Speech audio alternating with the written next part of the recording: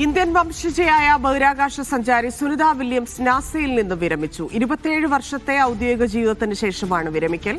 അന്താരാഷ്ട്ര ബഹിരാകാശ നിലയത്തിൽ 3 ദൌത്യങ്ങൾ വിജയകരമായി പൂർത്തിയാക്കിയാണ് സുനിത നാസയിൽ നിന്ന് പടിയിറങ്ങുന്നത്. BK സുഹൈൽ ചേരുന്നുണ്ട്. സുഹൈൽ, എങ്ങനെയാണ് അവരുടെ വിരമിക്കലുമായി ബന്ധപ്പെട്ട് അവർ നൽകുന്ന വിശദീകരണം, ഇല്ലെങ്കിൽ കാരണമായി പറയുന്നത് എന്താണ്? മാത്രമല്ല, സംഭാവന, സുനിത വില്യംസിന്റെ ഒരു സംഭാവന അത് എത്രത്തോളമാണ്?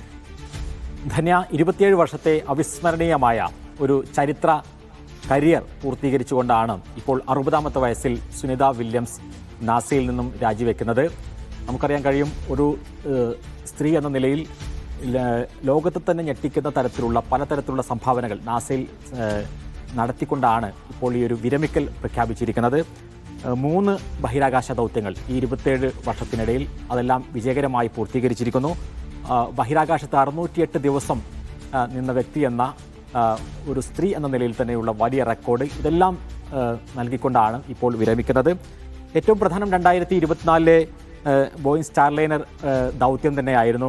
വെറും ഒരാഴ്ചക്കായിരുന്നു സുനിത വില്യംസ് ആ ബഹിരാകാശ ദൗത്യം തീരുമാനിച്ചത് എങ്കിലും സ്റ്റാർലൈനറിലെ സാങ്കേതിക തകരാർ കാരണം ഒരാഴ്ച എന്നത് 9 മാസം നീണ്ടുനിന്ന ഒരു കാലം.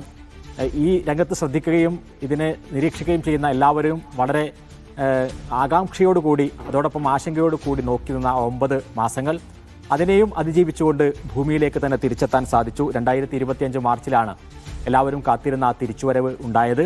അതിനുശേഷമാണ് ഇപ്പോൾ ഈ ഒരു വിരമിക്കൽ പ്രഖ്യാപിച്ചിരിക്കുന്നത്. 9 തവണ 62 മണിക്കൂർ സ്പേസ് വാക്ക് നടത്തി എന്നുള്ള റെക്കോർഡ്. പ്രധാനപ്പെട്ട 3 റെക്കോർഡുകളാണുള്ളത്. അതിലൊന്ന് ഈ സ്പേസ് വാക്ക് തന്നെയാണ്.